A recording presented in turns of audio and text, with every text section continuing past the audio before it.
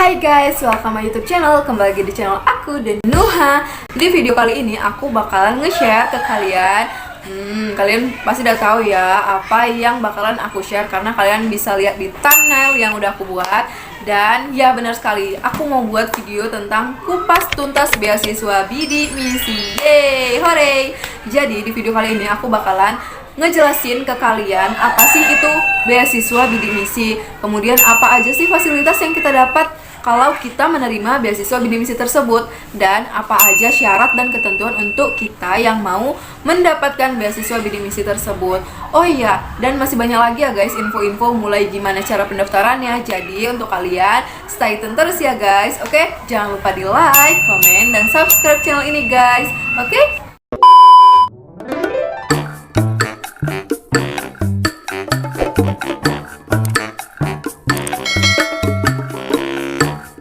Oke guys, tanpa berlama-lama lagi langsung aja yuk kita tanya ke narasumber kita. Apa sih itu kak beasiswa bidik misi dan apa juga fasilitas yang kita dapat setelah kita menerima beasiswa bidik misi? Oke. Nah adik-adik, bidik misi itu sendiri adalah bantuan biaya pendidikan bagi calon mahasiswa yang tidak mampu secara ekonomi dan memiliki potensi akademik yang baik untuk menempuh pendidikan di perguruan tinggi dengan program studi yang unggul dan lulus tepat waktu. Nah jadi adik-adik yang mau mendapatkan beasiswa bidik misi, ini tipsnya harus giat belajar mulai dari SMA ya adik-adik. Nah sekarang bidik misi itu diubah namanya menjadi KIPKA, yaitu Kartu Indonesia Pintar Kuliah gitu adik-adik.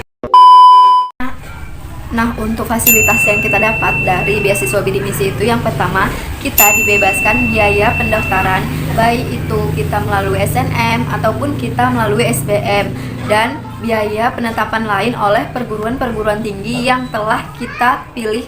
Nah fasilitas yang kedua yang kita dapat yaitu kita diberi biaya pengganti kedatangan. Jadi untuk kita yang mahasiswa baru, pertama itu kan kita belum lulus nih bidik misi, maksudnya belum keluar uangnya kalau kita baru maba, dan setelah 1 semester baru kita keluar uangnya, dan disitu kita diganti selama 6 bulan terakhir biaya kita ya, dan juga diganti biaya ongkos perjalanan kita pertama, biaya kedatangan, seperti itu. Nah untuk fasilitas yang ketiga, kita dibebaskan uang kuliah. Jadi kita sama sekali tidak bayar uang kuliah. Memang ditetapkan di situ di billing statement atau di daftar uang kuliah kita 500.000 sampai 1 juta. Tapi itu sama sekali nggak ada kita bayar karena udah langsung dibayar oleh Kemenristek Dikti. Nah fasilitas yang keempat yaitu kita diberi uang saku untuk biaya keseharian kita kuliah. Itu bisa kita pergunakan untuk bayar kos atau uang makan atau kepentingan kuliah lainnya, yaitu sebesar Rp650.000 setiap bulan yang akan dikeluarkan per 6 bulan sekali atau per 1 semester gitu teman-teman. Jadi lumayan banget kan untuk kita yang pengen banget kuliah tapi minim biaya. Jadi kita bisa daftar beasiswa bidik misi ini dari kita SMA udah bisa kita urus ya teman-teman. Kalau kita punya KIP, Kartu Indonesia Pintar, itu kita bisa ngurusnya online, tapi bisa juga kita offline, yaitu dengan melalui sekolah kita di SMA gitu teman-teman. Nah untuk jangka waktu penerimaan beasiswa ini sendiri terbagi menjadi 2. Yang pertama yaitu dia sarjana, dan yang kedua yaitu dia profesi. Jadi untuk kita yang sarjana, kita mendapatkan beasiswa ini selama 8 semester atau sama dengan 4 tahun. Jadi kita full 4 tahun itu kita gratis biaya kuliah, setiap bulan dapat 650.000, dan ya lumayan banget ya teman-teman. Makanya kalian tuh harus semangat terus yang masih SMA, bagusin nilai kalian supaya kalian bisa daftar beasiswa bidik misi ini. Dan untuk yang program profesi, dia untuk dokter gigi, kedokteran, dokter hewan itu maksimal itu ada 4 semester atau 2 tahun, dan untuk apoteker itu dia ada 1 tahun gitu teman-teman.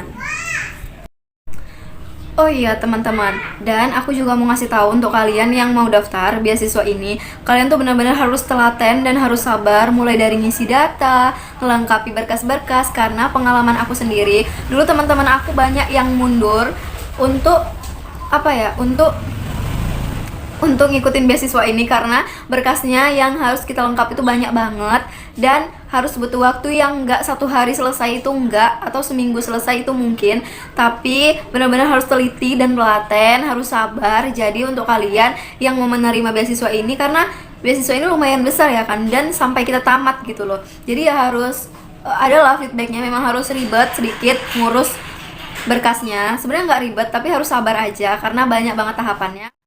Wah, lengkap banget ya teman-teman penjelasan apa sih itu beasiswa dan fasilitas apa yang kita dapat setelah kita menerima beasiswa bidik misi. Nah, langsung aja yuk kita tanya pertanyaan yang kedua, yaitu Kak, apa aja sih ketentuan dan persyaratan untuk menerima beasiswa bidik misi? Kepada narasumber kami persilahkan. Yang ketiga itu syarat-syarat pendaftaran beasiswa bidik misi itu sendiri. Nah, untuk tahun 2020 sampai tahun 2021, yang pertama yaitu siswa SMA sederajat yang akan lulus, siswa SMA harus lulus tepat pada waktunya gitu. Dan ini siswa SMA, misal nih aku lulus tahun ini, aku daftar bidik misi di sekolah, tapi aku nggak lulus di kuliah di universitas yang negeri, aku nggak lulus tahun ini, aku bisa nyoba tahun depan lagi di universitas negeri, tapi aku juga bisa gunakan bidik misi, beasiswa bidik misi yang udah aku daftarkan tadi. Jadi pendaftaran beasiswa bidik misi itu bisa digunakan selama 2 tahun. Kalau kalian nggak lulus di PTN tahun ini, kalian bisa gunakan di tahun depan gitu teman-teman. Nah, yang kedua, kita harus memiliki potensi akademik yang baik. Itu tadi ya, bener yang aku bilang. Karena kalau misalnya kurang, nggak baik gitu loh nilainya, nggak baik gitu nilainya, jelek gitu nilainya. Jadi gimana kita mau mendapatkan program beasiswa itu gitu? Nggak harus sih pinter-pinter banget, nggak harus pinter-pinter kali. Yang penting ya standar aja gitu, nilai 8 gitu, 7. Yang penting kalian tuh memang benar-benar gigih mau kuliah, menggapai cita-cita kalian gitu teman-teman. Dan yang ketiga, kalian memiliki keterbatasan dalam ekonomi. Itu harus benar ya, benar real. Jangan sampai ayah kalian PNS atau mama kalian PNS, kalian daftar beasiswa bidik misi. Itu sama sekali di backlist, nggak bisa ya teman-teman. Oke? Dan lulus seleksi dari perguruan tinggi. Nah, ini juga banyak yang mengada-ngada berkas gitu kan. Jadi banyak ini teman-teman yang misalnya nih rumahnya tuh lumayan berpagar, lumayan lah orang standar ke atas, tapi dia mau dapat beasiswa bidik misi ini. Jadi dia itu mengada-ngada, kan nanti ada tuh berkas yang untuk difoto rumahnya, untuk difoto kamarnya, cocok nggak sih anak ini untuk mendapatkan beasiswa? Tapi dia mengada-ngada data yang ada, jadi difoto lah rumah tetangganya atau rumah omnya atau rumah siapa kayak gitu yang jelek kayak gitu. Dan hati-hati karena banyak banget yang ketahuan dan bidik misinya tuh di backlist karena ketahuan kalau dia tuh orang kaya, karena pihak dari pusat itu bakal benar-benar mensurvei langsung kayak gitu, bisa dari pusat atau pihak dari universitas yang langsung mensurvei ke rumah, dan mereka itu datangnya nggak bilang-bilang, langsung dadakan, dan mereka juga cari informasi dari tetangga-tetangga. Jadi harus hati-hati dan buatlah jujur, karena beasiswa ini kan untuk pendidikan kita. Gimana kalau awalnya aja kita udah bohong kayak gitu kan, bisa kalian bayangkan sendiri ya teman-teman. Nah, itu aja untuk syarat umum pendaftaran bidik misi. Langsung aja kita ke ketentuan keterbatasan ekonomi. Nah, ketentuannya ini ada 3, oke? Yang pertama, kita memiliki kartu KIP, kartu Indonesia Pintar, kayak gitu. Kalau misalnya nggak punya, itu Kemenristek-Dikti juga buat opsi lain, kalian bisa daftar di sekolah kalian. Tapi ya kalau bisa sih menurut aku diusahakan pakai KIP atau enggak diurus gitu kalau masih bisa. Kalau enggak ya udah di sekolah pun nggak apa-apa gitu deh gitu. Nah, lanjut yang kedua, ketentuannya untuk mendapatkan beasiswa ini, pendapatan kotor orang tua sebesar 4 juta atau kurang dari 4 juta. Kalau misalnya lebih dari 4 juta udah otomatis nggak bisa ya teman-teman.